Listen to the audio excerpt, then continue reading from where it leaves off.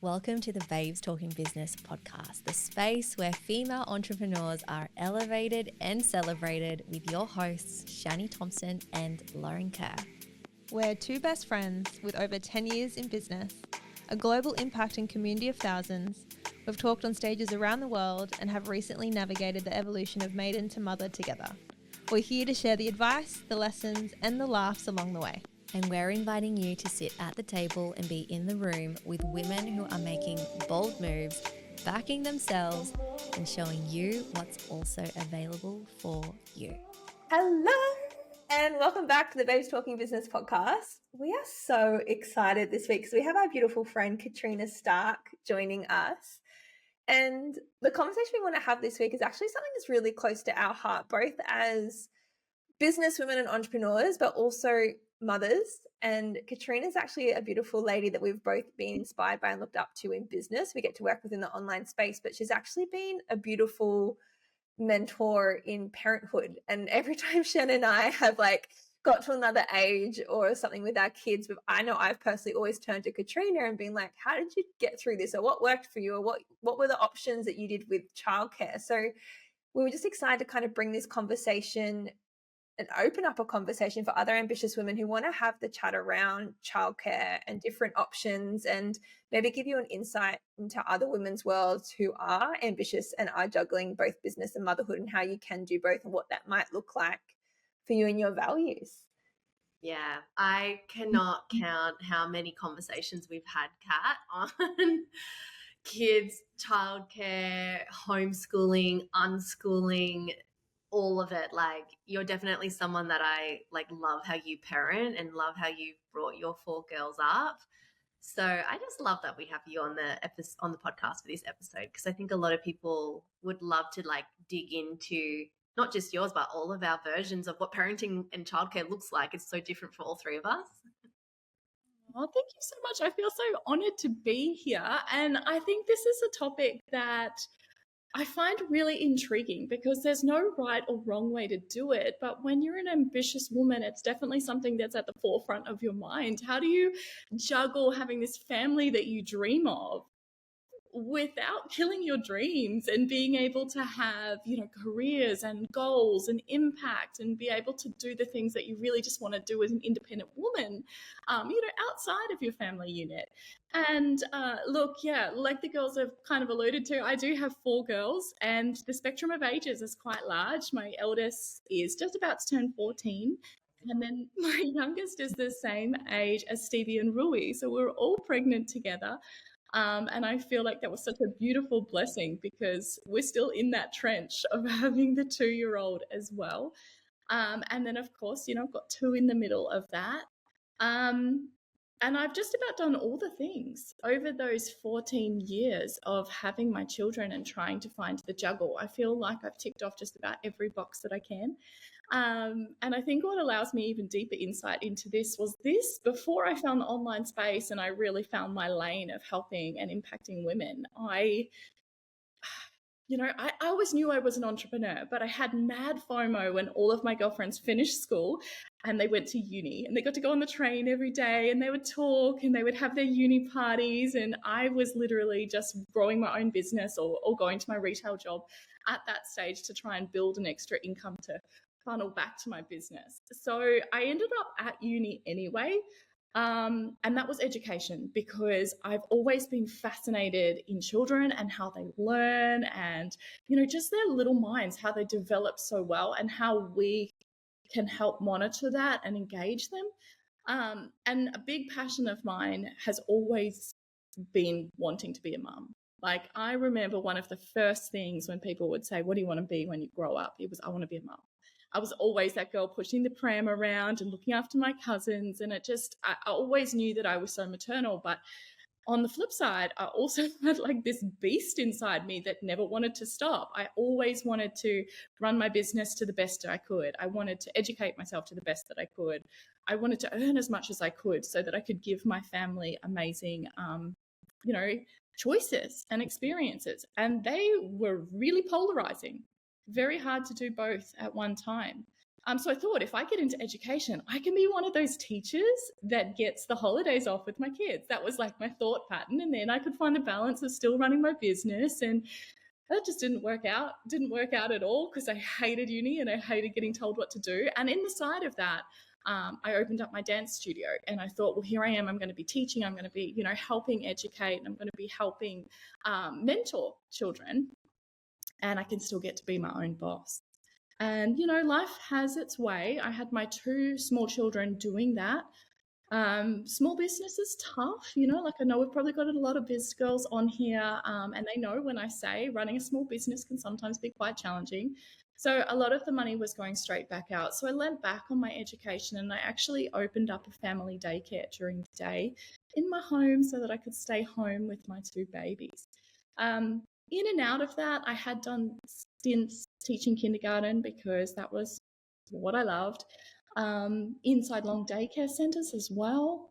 And, I feel like that really gave me a big eye-opener. If you know any early childhood educators, give them a big hug. It's a job.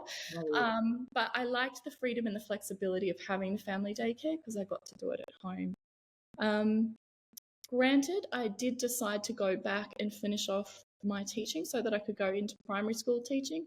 But just as I was about to finish my last prac, I found online work, and that just ticked all the boxes for me. So it was all in on that since. And I think it's given me such a broad spectrum of what I want for my children while I'm busy working. So yeah, feel free, fire away the questions, because I'd love to be able to help offer a little guidance of what I found over the years. With your first 2, because you were building your first businesses with your 2, were they, because they were in the family daycare that you were running with you, and then am I right in saying then you started your online business with network marketing and then you kind of built it around them? Is that kind of, what was the schooling like for your first 2 opposed to how's it been different from the 2 that you've recently had in the recent years? I feel like I was 2 totally different women when I parented my youngest ones versus my oldest ones. I did have my oldest children in my early 20s.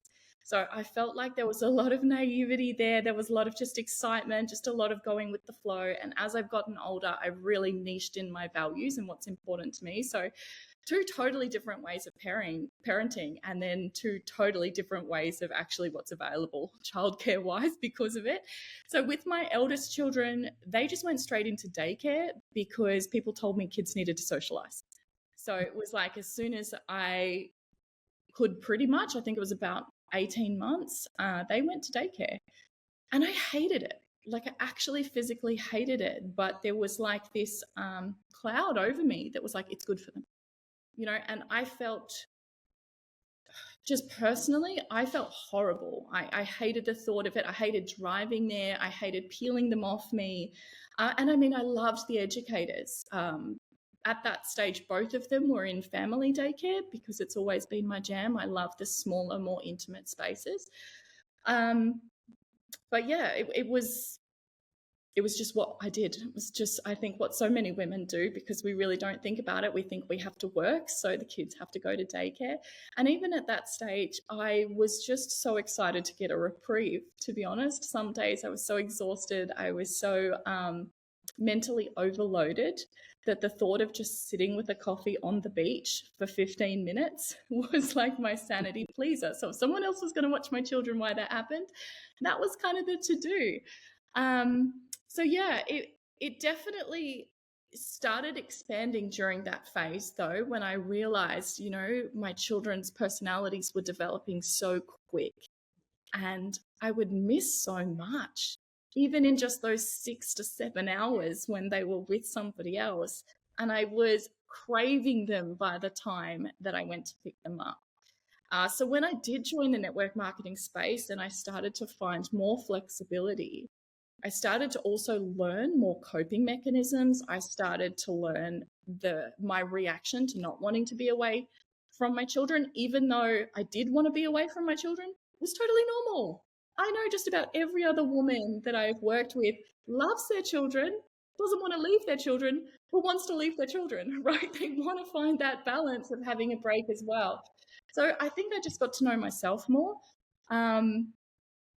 Yeah. And then that kind of led more into, okay, I don't want other people watching my children. I want to be that person. I want to be that mentor. And when I do, I want it to be completely on my terms. Yeah. And now with the younger two, what does it look like? Like, I mean, we caught up this week with your four girls, and I was like, I just love your routine. It's so like flexible. It's so like whatever goes. But maybe share with everyone like how that looks for you now. Yeah, so I'm 9 years into my network marketing career now. So this has been a full-time gig for me for a very long time. So much so that when I talk about my past life, it almost seems like somebody else was living it, because now we obviously have the business that we've built. I got remarried to an amazing man, and we went back and had 2 small children. But when we had that conversation, knowing how much time I lost with my eldest children, they also went into the school, and it wasn't until we started the whole schmozzle that was COVID, and we brought them home and started doing distance education and teaching them at home. I was like, this is actually what my mama spirit has wanted the whole time. I want my family unit together. I don't want to drop them off and then panic around in the mornings to get lunchboxes ready and find some sports outfits and think about which day it is and what I need to pack in their library bag and all of those things. I just want to be present with my kids. So when that was a reality, I became addicted to it. So we just never sent our kids to school. We decided to be chronic homeschoolers from then on. And which is actually really great, because our medical choices and our values now, it doesn't leave us with a lot of choices childcare wise.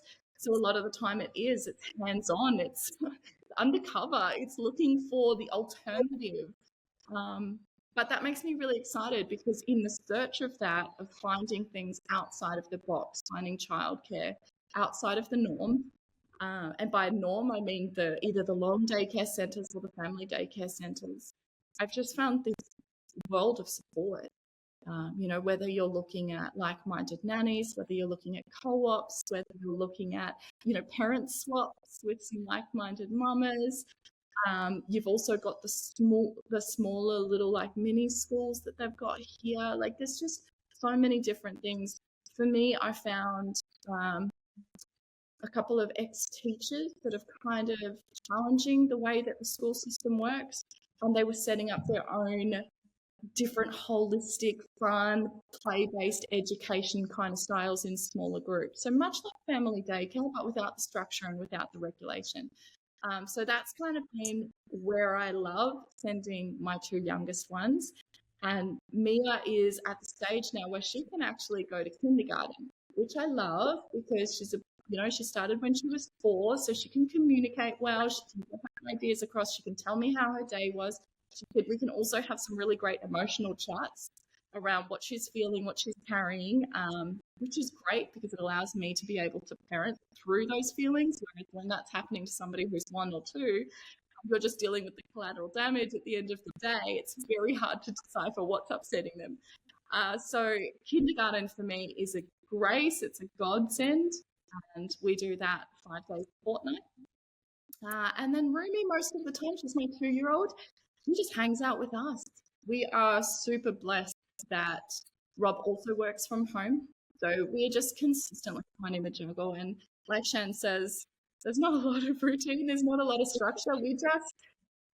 We do what we want every day. And I just want to let any mums know, if that is what you're actually craving, you can, and you don't need permission to be able to do that. There is plenty of things that you can lean into, that you can learn more about, so that you can actually have that family unit, that family choice of what you decide, particularly in the online space these days. There's just so many options to be home and be a hands-on mum. I love that, because I feel like a lot of women, and maybe I can share my experience with this, like unless you're exposed to women who are parenting differently, or examples of women who do get to be the present mama and still get to have the thriving business, I feel like a lot of women feel like they have to choose between one or the other. And I personally didn't have anyone in my circle of influence challenging my beliefs around schooling or daycare, or even how I could have a career and also be a mum that gets to not miss those magical moments. So I started my career in child safety. I did my psych degree.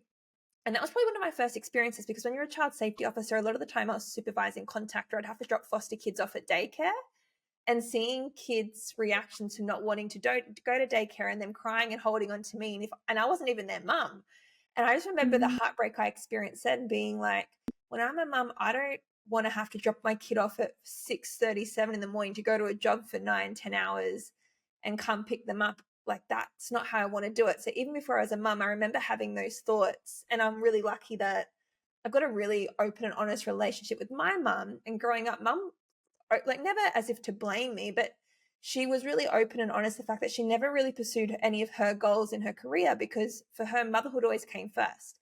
So she had years without an income, or she would clean offices, or she'd pick up shitty jobs that would just work around 3 kids.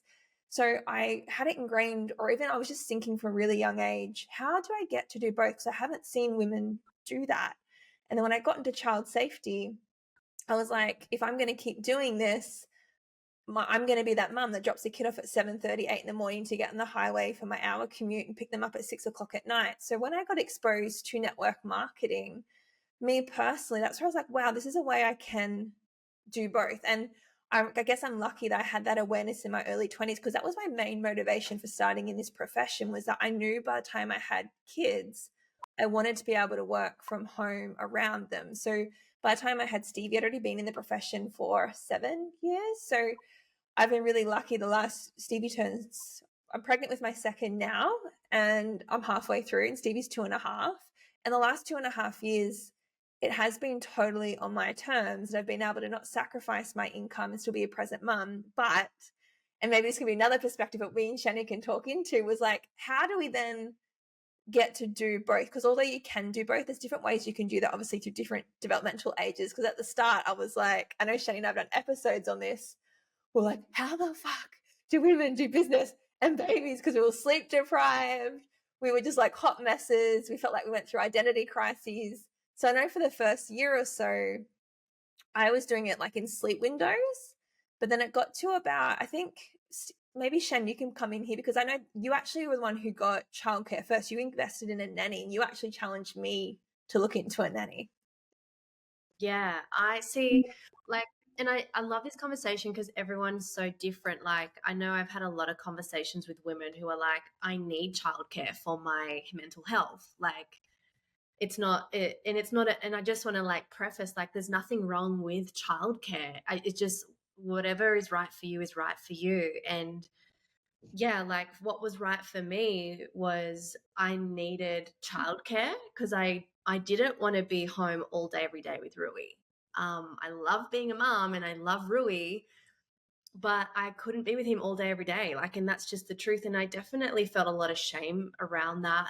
And to be quite truthful, like, I never told people how much care I had. Like, I would lie about my nannies because I felt like I would get so judged by others. And I remember, so we got our first nanny for Rui when I started back in my business after having him maybe like 6 months in. She would come twice a week and for like 3 or 4 hours.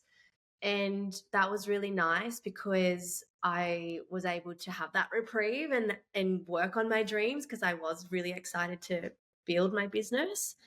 And then that kind of escalated a little bit more, and I actually never told anyone, but I had Rui looked after like 4 days a week for 3 hours a day, like 3 or 4 hours. And when people would ask me, like, like, does he go to childcare or what's your childcare like? I just wouldn't tell them the truth because I really did hold a lot of shame about it, but not because I was like, I feel so bad that I'm having him cared for. In fact, I was like, I'm so proud of myself for having him cared for, so I can go like to the gym and go and get my hair and nails and skin done and work on my business. I was more so afraid of like what people would think if they knew I had him cared for that much. I don't know, so weird. But now looking back on it, and after having so many conversations with different mums, I'm like, oh my gosh, I was being so silly. I guess being a first-time mum, I was like, I don't know, scared of judgment. But yeah, so it's changed as he's gotten older.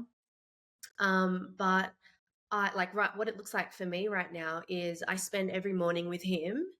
It's funny we're recording this episode now because he's literally just dropped his nap in the last like 5 days, and I'm like, what? No, I'm not ready. So I feel like my whole routine is literally changing as we speak. But last week, if you would have asked me last week, I'd spend every morning with him. And then I was putting him to sleep for a nap at 11, and I'd start work at 11. And then he would always wake up at about 1:30, and that's when my nanny would start, and she would work till like 4:30. So I had him cared for every day for 3 hours. But now that he's not sleeping, it's like I'm losing 2 hours a day of my work schedule, which is weird because I'm like, oh my God, what I used to do in 4 or 5 hours a day, I'm now having to squeeze in 3. This is quite difficult. But to be honest, like another layer on top of that is I've been having conversations with Matt lately. It's like he's 2.5 now, and I'm in a different phase of motherhood where I like want to spend more time with him and I want to work less. And maybe that's coming from like just feeling really stable financially, where I don't actually feel like I have to work. I'm like, I want to have a second baby next year. We'll start trying, or the year after. And what I know is that how I do my second will not be how I did it with Rue. And I was talking to you about this the other day, Kat, right? Because when Rui was born, like it was such a shock to the system. I wasn't maternal like you two. I think I've shared this openly on the podcast before. I had my first baby at 35 because I pushed it back like every year. I was like, we'll have a baby next year. We'll have a baby next year, because I was so ambitious and I couldn't see like having a baby and achieving my goals at the same time. So we kept pushing that back. And then I turned 35 and I said to Matt, we're going to have to start a family soon. Otherwise we're not having one. So we had Rue, but like my whole life, I've never been maternal. Like being truthfully honest, like I used to hate kids. Like I used to get so like triggered by them and so annoyed. And I used to hate the sound of kids screaming. Like I was like that person that was like, I don't know if I'll have kids. And then of course you have your own baby and everything changes and you just love kids and you think they're so cute and you throw them a huge first birthday party like you didn't think you'd ever would. But yeah, I don't know. I just how I want to do my second is I don't want to work. Like I'm kind of like at the moment setting myself up in the background so that like when I finally do have my second, I don't work. That's it. Like I said to Matt, like that'll be me. Like that I want to be a devoted, conscious parent. I want to do it differently to how I did it with Rue. Not that I wasn't a devoted mum and not a devoted, conscious parent. I definitely was, but I needed the care, if that makes sense, because I wanted to work, whereas things are shifting in me and I'm like, I don't desire that anymore. So it's weird how it changes for you. I actually feel like every child you have, that gets deeper. And look, I've always wanted a big family in theory, but when I used to watch people with big families, I'd be like, fuck, that's a lot. Like, how do you do that? But it's just a bit of a slippery slope because I don't know, I'm maybe just speaking for myself here, but particularly in the homeschooling community, like we like to breed, like there's some big families here and it just gets easier and you become more content. You become more deep with your values of what's important as a mother. Like I could so relate when you were saying about the shame. Like, can we just stop that? Like, as mums, can we just stop shaming each other, shaming someone else? Like, we all love our children.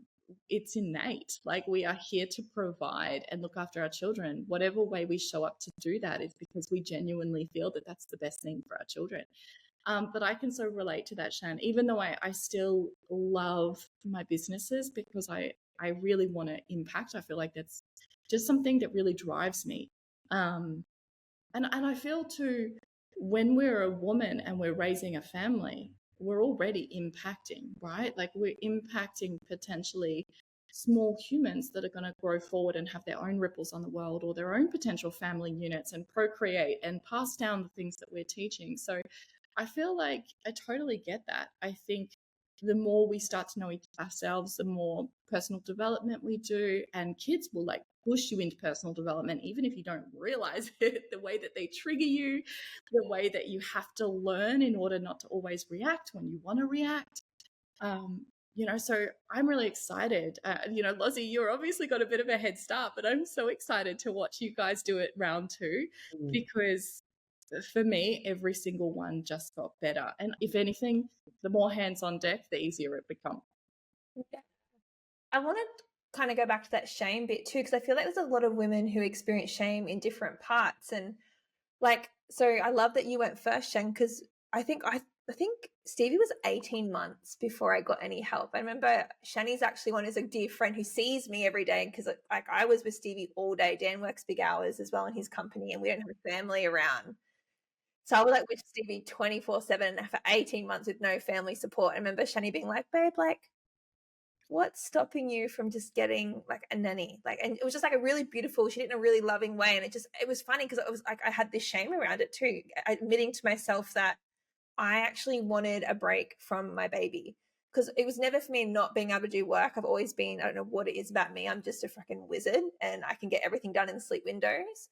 But yeah, it got to a point where I was like, I'm sick of trying to do things in sleep windows. Like, I just want a day of white space. Like, even when I'm in a sleep window, I don't want to use that to be productive. I just want to sit down and have like a cacao or some self-care. So I actually got a nanny, well, yeah, when she was 18 months old. But then what surprised me again is the shame that I felt when Stevie, it was even earlier this year, because I felt like there was this thing that they reached when they're like it was around 2, where she's got way like so busy. And I was actually surprised, because you never know. I think this is a really good thing about motherhood. You think you know until you're in it.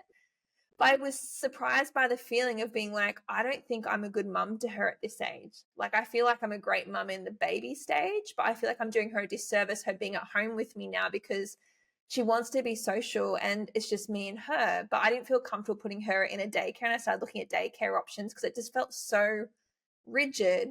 And I'll be like, this is a very open, honest, transparent podcast. Like, being exposed to the health and wellness industry that I have been in the last 10 years, like I had some questions around vaccinations as well. So putting Stevie into a traditional daycare, you don't get any rebate. So daycare ends up being 100, 160, 180 a day with no rebate because you chose not to vaccinate. So I was like, that's really expensive. That's $450, $500 a week for 3 or 4 days a week. So then I kind of was like, you know what, though, I found one that felt good. And then I fell pregnant with my second and got HG, and I couldn't even drive her to daycare in the mornings because and if you don't go, you still pay for the daycare. So I actually found somewhere that felt good. And then I didn't take her because then I was so sick. But it's all in hindsight. You're always divinely guided, because in that period I was talking to Katrina about trying to find maybe a family daycare. And one of my girlfriends found a family daycare that's close by that, so a family daycare, maybe Kat, you can talk into a little bit how they're different, but essentially it's run at home, and there's only 7 kids in this childcare a day run at home. And opposed to me paying $150 a day, it was $70 a day. And so Stevie's actually just started at this family daycare once a week. So at the moment it's a Thursday a week. So Thursdays is my business core day, where throughout the week I just get my business done in stall and moments. But in the new year, she'll go 2 days a week, which will be Tuesday and Thursday. So that will be how I run my business in the new year. It'll be like, I do my productive stuff on Tuesdays and Thursdays, and the rest of the stuff just gets done in stolen moments. But then also, like Shen said, I think what I want to do differently with my second, although I did it with Stevie, is there will be no pressure in that first year of motherhood. Like with the second, like I'll have 2 days a week when Stevie's at family daycare, but that'll also be the 2 days a week where I'm just having that one-on-one time with my bub. And if I feel called to do work, I'll work. And if I don't, I won't. I think that's a beautiful thing around network marketing, is that actually is no expectations. Everyone is their own boss. So you can do as little or as lot as you like. But I thought that's kind of where I'm at with the balance. But maybe Kat, 'cause I know I've asked you heaps of times throughout the years, like, do you have any family daycares? And like, what's the options with this? Like, what are the difference between a traditional daycare and a family daycare? I love this question. I love it because I remember when I was, first researching about daycare, and it just seemed so overwhelming. And this was somebody who already had an idea of how it all run because I was studying the industry. But then you add on the subsidies, you add on like the days, the hours, the prerequisites of what you have to tick off and what you have to bring. Like, it was just mind consuming. So to break it down a little bit, LDC is what we call long daycare centres, and that's basically when you typically think of daycare. It's you take them to a centre that, it's got a big sign-in gate, you book in, you've got 4 or 5 rooms of all different ages. it smells a little bit like vomit and poo mixed together plus some bleach. And it's just got that feeling about it. But, it's just decked out. The resources and everything there are enviable because that is their main focus, is to provide education. And look, I don't even want to say education because I don't, physically, I'm just going to speak from my values. I don't think kids need education. I think they need love. I think they need nurturing. Being a homeschool mom, my mind has been blown by how much my children learn not in the classroom. So I'm going to dispel the myth that we need to educate our tiny baby, cute little infants. That doesn't need to happen, right? They just need to be looked after and they need to be held safely. And long daycare centers do that. I mean, I definitely have had my share of working with people that I was like, what are you doing in this industry? Like, you're giving us all a bad name, like, out. But for, 95% of it, these are women that get paid very little, but they're here because they just love children. And I love, Shan, how you were saying before, how you're not a child person, because I was even saying to one of my mentors the other day, if everything went to shit and I had to rebuild, I would be so deeply excited to go back to family daycare. Like, I loved it. I loved making the Play-Doh. I loved getting all the cookie cutters. I loved making the paint. I loved watching their little facial expressions. And I just think we're a different breed, and I'm okay with that. But feel safe if you're going to use any form of education.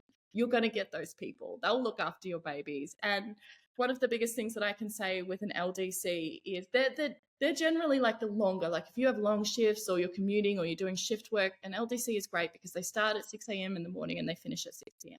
Right? So you've got that window and they can be there all day. You pay for it, they're there the whole time. So granted, you're going to see a high turnover in something like that though, because it is really hard work.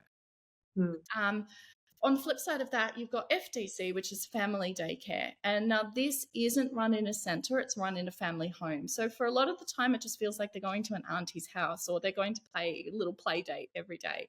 From doing both of them, a lot of people are concerned about the regulations with family daycare, or they're like, oh, I don't feel safe at being in someone's home. The regulations, the security, the red tape, like, it is immense. You don't just start a family daycare and manage to consistently have one if you're not a really good educator and providing a really good service of care.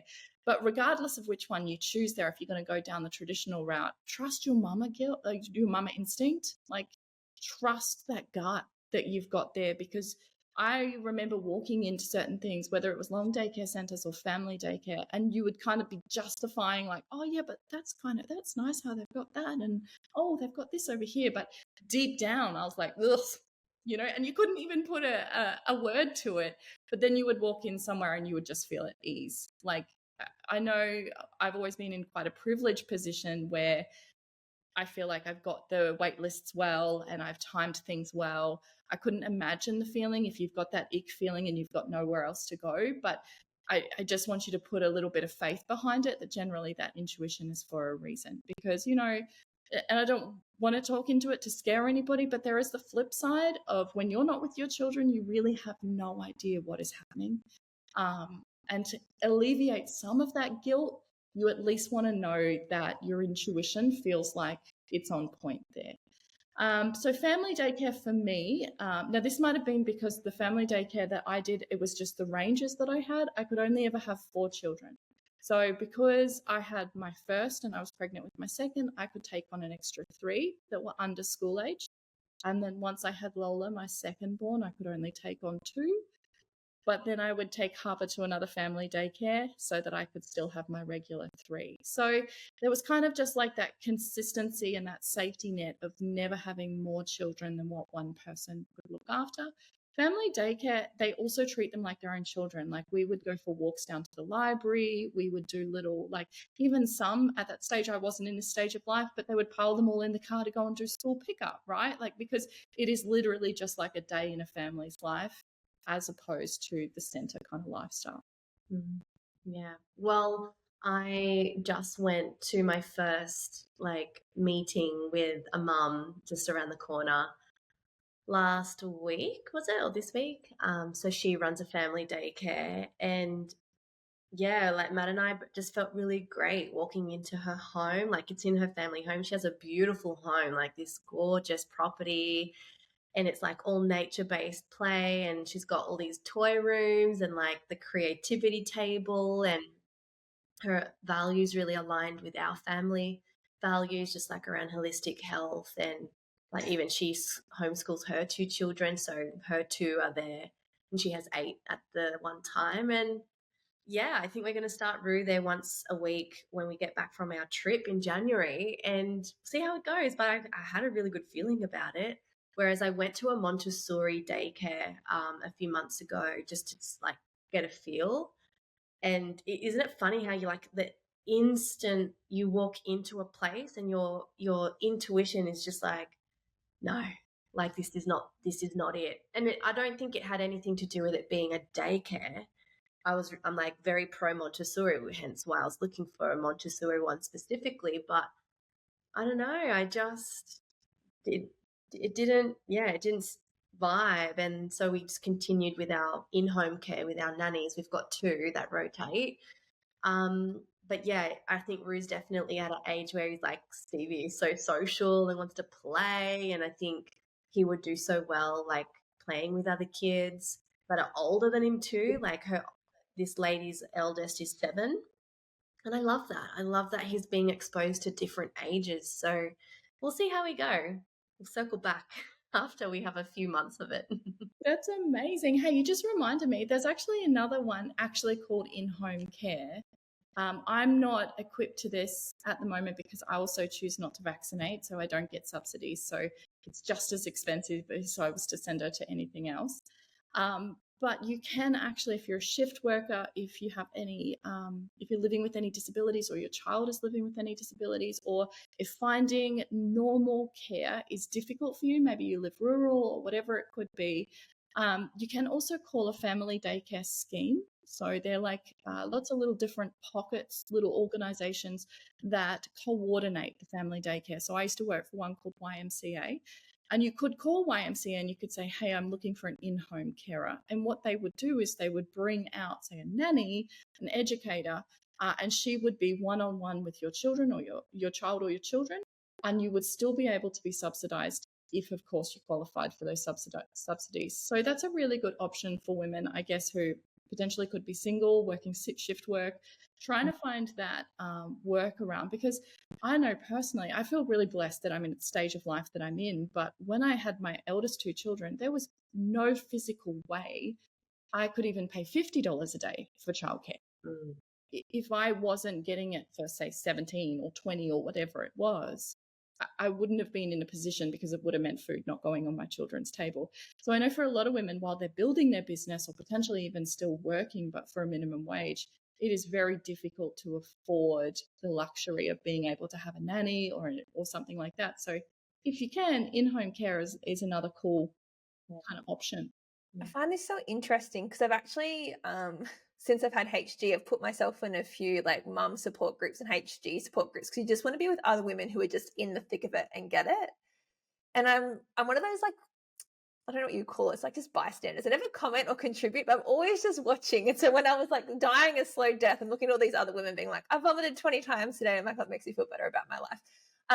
But I find it really interesting and sad. I'm seeing a lot of women post in these groups, and there's like 2 patterns I see a lot of these mums say. One of them is about the mum guilt, being like, I want to go back to work, and they're in those positions where they're just doing jobs where for them to go back to work, it's pretty much on par as childcare.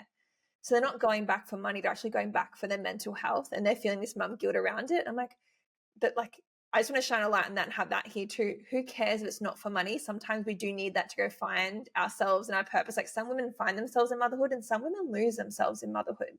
Yeah. So that's one thing. But then I find it really ironic because in the same breath, I see so many women comment in these groups saying, hey, mums, what are some work options? What are some things you can do from home and no MLM, please? And I'm like, okay. And then I look at all the comments and pretty much every second, like every woman is saying, hey, you might be able to find some jobs where you work remote. But most companies have really strict contracts where you can't have kids at the home with you. So like, I'm just really curious whether these women who have this drive and hunger to want to build business and they do want to be at home with their kids, like, stop writing MLM off. Like, you listen to 3 women today who've just shared with you exactly how they've been able to do parenthood, and all of us have created 7 figures in network marketing. Like, we've created massive income and impact here and not sacrificing our values or how we want to parent. So I wanted to have that conversation because I know some women are going back to work for passion and purpose, and some women need to go back for pure income. And I think a lot of women I'm seeing who are needing the income are totally writing off this profession because they don't understand what it can be or how you can do it. Yeah, I'm so glad you brought this up, actually, because I think, like, what I didn't mention before is I think where some of the shame or guilt, not the guilt, it was never guilt, it was shame around like not wanting to share how much care I had, came from knowing that I'm really fucking privileged. Like, I'm not going to hide the fact that I am incredibly privileged. I can afford a nanny 5 days a week if I want to, all day, every day. I don't, because I don't want her here that much, but I could if I wanted to. And I really do grasp, like, that there are women out there who don't have that opportunity. But the only reason I have that privilege is because of network marketing. Because I built my network marketing business for 9 years, or 7 years before I had a baby. And I set myself up financially. I set up my foundations. I set up my safety fund. I set up my investment portfolio. I would have never been able to do that as a nurse. I reckon if I was still a nurse, I would have been back at work within the year with Rue because I needed the money. So it's, yeah, I agree. Like, so many people write MLM off. I see those posts all the time, like, no MLM, please. And I'm like, or I'll see the posts where people are like, MLM are just like, they're predators on mums. It's like, excuse me. No. We're lifelines. We Yes. are lifelines to mums. Definitely. Also, I've even noticed this year, just on this topic, because this year I intentionally, not intentionally, this year's been a year of just like rest and reflection in motherhood. Like, compared to the 9 years prior, I haven't worked this much this year. And it's funny because I actually miss it. Like, there's a part of me that actually lost myself not working. So it's weird because there was a year previous where I'm like, I just want to enjoy motherhood more and just not put so much pressure on work, because same thing, financially, we're good. But then I got to a point where I'm like, actually, I need it to feel fulfilled. It's not like I'm getting my worthiness from my work ethic or my output. I actually need it to feel fulfilled. And then I look at these women who are at home in the thickness of motherhood with no community around them, and they're writing off MLM. I'm like, you don't know what it could be for you. Like, it is that community, it is that sisterhood, it's the mentorship, it's the purpose, it's the laughs. It's like, I would hate to think what or motherhood would look like for me without network marketing. Like, it's just wild. Yeah, well, that was my experience. And I think that's why I'm so loud and proud of why impact holds such a strong theme in my life, because I know there's so many women who are in that same situation where I was with my 2 eldest children, who are struggling week to week, who are writing off anything that's out of the box, that are literally sitting there in so much fear and so much doubt when they don't have to be. And, I'm a huge believer in divine timing, but it also really gets under my skin when I see posts like that, because that at the early days was enough to turn me off it. It was actually why I said no for 18 months, because it was the embarrassment of being like, oh gosh, they got me, oh, but the reality of it is my life wasn't getting better. I was missing time with my children. I was missing milestones. I was so busy with other people's children that I wasn't aware of what was happening in my own. Like, it's just, there is such a better way out there now, and it's not for everybody. I will flat out say that. But don't write yourself off before you give it a good crack, because absolutely anybody can do it. You just have to be consistent enough. And I was so surprised because typically I'm quite antisocial. I don't love big energy. I don't love being around a lot of people all the time. So when I watched my girlfriend do network marketing and she was that big personality, it was very easy to say, of course you got successful, right? Of course you're doing well. You talk to anybody. You can put your life out there on Facebook. For me, that was like all of my worst fears. I couldn't even afford to do ballet lessons back then. Like, network marketing has given me so much, not just a beautiful income, but it's given my children so much confidence and so much opportunity. So yeah, that's why we're always going to be big advocates. That's why we always share it on this podcast too, because it has changed our life, and people look at the lives that we live and like, we're an open book. We wouldn't have what we have, or the lifestyle and the experiences and the memories or the options or the choices without the profession. So if you are a woman in business, or you're an ambitious woman wanting to do business and also looking at your childcare options, hopefully this is a bit of a recap on things that have worked for each of us in different seasons. One thing I want to say before I get to something that Shannon and I did do is we shared a nanny too. So when the kids got a little bit more social, look at shared nannies. So obviously all of us have worked in sleep windows, we've done nannies, we've done shared nannies, we've done family daycares. Katrina's doing homeschooling, which I'm sure is going to be the next thing that Shannon and I are going to have to look into as our next season. But yeah, just find what works for you. And just like we've said today, there's no shame in any of it. Some women thrive in motherhood and some women really find themselves in it, and some other women lose themselves in it without some kind of career or vocation or business or income. So hopefully this opens your eyes to different options as well. Yeah. Thanks for joining us, Kat. It was such a good conversation. I hope you're feeling inspired after that conversation and it's empowered you to make some amazing changes and choices in your life. Don't forget, let us know if you love this episode by giving us a 5-star review. It really helps to know that we're on the right track with serving you guys. And it also really supports our channel as well. If you head over to the link in our bio on Instagram, you'll get access to all of our goodies, including our signature 8-week container, Her Renaissance. And don't forget, head over to the show notes. Make sure you check out any of the links, the books, or the references that we mentioned in this episode. And before we go, we just want to say thank you so much for being here, for being committed to your best self, and for showing up for you today. You are amazing. If you think that there is someone in your life that could really benefit from this episode, while you're feeling super inspired, please hit that share button, or you can share it on your Instagram. Make sure you tag us. We really want to empower others with our message and our purpose. So by you sharing, it just really helps us elevate that mission and message out to the world, and really helps us to inspire more people. So head over to www.babestalkingbusiness.com. Check out all of our other podcast episodes, and we are sending you so much love. See you soon.